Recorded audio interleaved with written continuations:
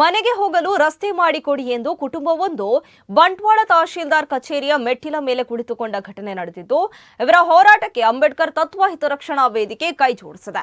ಪುಣಚ ಗ್ರಾಮದ ಸುಣ್ಣಂಗಳ ರಾಮಣ್ಣ ನಾಯ್ಕ ಹಾಗೂ ಅವರ ಪತ್ನಿ ಸುನಂದಾ ಮತ್ತು ಮಕ್ಕಳು ರಸ್ತೆಗಾಗಿ ತಹಶೀಲ್ದಾರ್ ಕಚೇರಿಯ ಮುಂಭಾಗದಲ್ಲಿ ಧರಣಿಯನ್ನ ಕುಳಿತುಕೊಂಡಿದ್ದಾರೆ.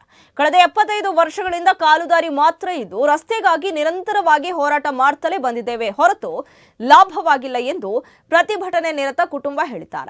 ತಿಂಗಳ ಹಿಂದೆ ರಾಮಣ್ಣ ಅವರ ಪತ್ನಿ ಸುನಂದಾ ಅವರಿಗೆ ಆರೋಗ್ಯ ಸಮಸ್ಯೆ ಆದಾಗ ರಸ್ತೆ ಇಲ್ಲದ ಕಾರಣ ಆಸ್ಪತ್ರೆಗೆ ಹೋಗಲು ಸಾಕಷ್ಟು ಕಷ್ಟ ಪಡಬೇಕಾಗಿತ್ತು. ಇಂತಹ ಸಂದರ್ಭಗಳಲ್ಲಿ ರಸ್ತೆ ಬಹಳ ಪ್ರಾಮುಖ್ಯತೆ ಪಡೆಯುತ್ತೆ. ಈ ಬಗ್ಗೆ SCST ಸಭೆಯಲ್ಲಿ ಕೂಡ ಅಧಿಕಾರಿಗಳ ಗಮನಕ್ಕೆ ತಂದಿದ್ದೇವೆ. ಇನ್ನು ತಾಲೂಕು ಕಚೇರಿಗೆ ಬೀಗ ಹಾಕಿ ಪ್ರತಿಭಟನೆ ಮಾಡುವುದಾಗಿ ಎಚ್ಚರಿಕೆಯನ್ನ ನೀಡಿದ್ದಾರೆ. ಇದು ವಿಎ ಅವರದ್ದು ಇಂಬರ, ಎಲ್ಲಿ ಪುಣಚ ಗ್ರಾಮದ ವಿಎ ಇಂಬರ. ಇದು ಸರ್ಕಾರಿ ಜಾಗ, ಇದು ಮಾಡುವುದು ಅದನ್ನು ಮತ್ತೆ ಇವರು ಅಕ್ರಮ ಸಕ್ರಮ ಮಾಡಿಕೊಂಡಿದೆ. ಅದು ಸಹ ಪ್ಲಾಟಿಂಗ್ ಆಗಿಲ್ಲ. ಪ್ಲಾಟಿಂಗ್ ಮೀನ್ಸ್ ಸರ್ಕಾರ ಅಂತಲೇ ಬರುತ್ತದೆ. ಅಕ್ರಮ ಸಕ್ರಮ ಆದರೂ ಪ್ಲಾಟಿಂಗ್ ಮೀನ್ಸ್ ಇದು ಸರ್ಕಾರ ಅಂತಲೇ ಬರೋದು.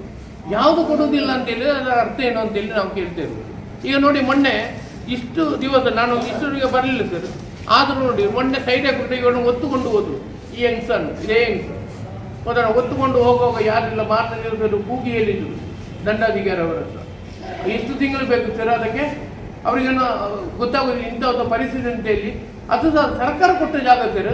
ಅವರ ಪಟ್ಟ ಜಾಗ ಇದ್ರೆ ಓಕೆ, ನಾವು ಒಪ್ಪಿಕೊಳ್ತೇವೆ. ಯಾರಾದರೂ ಅದರ ಪರ್ಚೇಸ್ ಮಾಡಿದರೆ ಪಟ್ಟ ಜಾಗ. ಇದು ದರ್ಖಾಸು ಮಂಜೂರಾತಿ ಪ್ಲಾಟಿಂಗ್ ಆದ ಮೇಲೆ ಪಟ್ಟ ಅಂತಲ್ಲಿ ಆಗುವುದು.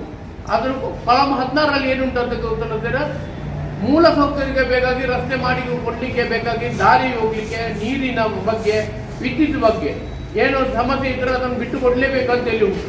ಆ ಕಾನೂನು ಇವರಿಗೆ ಗೊತ್ತಿದೆ. ಅದು ಬಡವರನ್ನು ಯಾಕೆ ಇವರು ಹೇಳುವುದಿಲ್ಲ?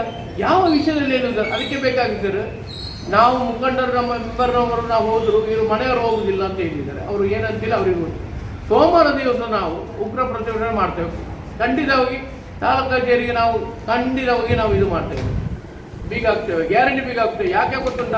ಇಷ್ಟು ವರ್ಷ ಇವರು ನಿದ್ದೆ ಮಾಡ್ತಾರೆ. ಈಗ ದಂಡಾಧಿಕಾರಿಗಳು ಈಗ ಮಾತಾಡುವಾಗ ಅವರು ಹೇಳಿದ್ರು, ನಾನು ಬೆಂಗಳೂರು ರಿಪೋರ್ಟ್ ಹೋಗಿ SOP ನಾಳೆ ಸೆಕೆಂಡ್ ಸ್ಟಾರ್ಟ್ ಆಯಿತು, ನಾಳೆ ರಜೆ ಆಯಿತು, ನಾಳೆ ಸಹ ಇರುವುದಿಲ್ಲ. ಆದಿತ್ಯವಾರ ಆಯಿತು, ಸೋಮವಾರ ಬರಬೇಕು. ನೋಡಿ, ಹಾಗಾದರೆ ಏನು ಸೋಚ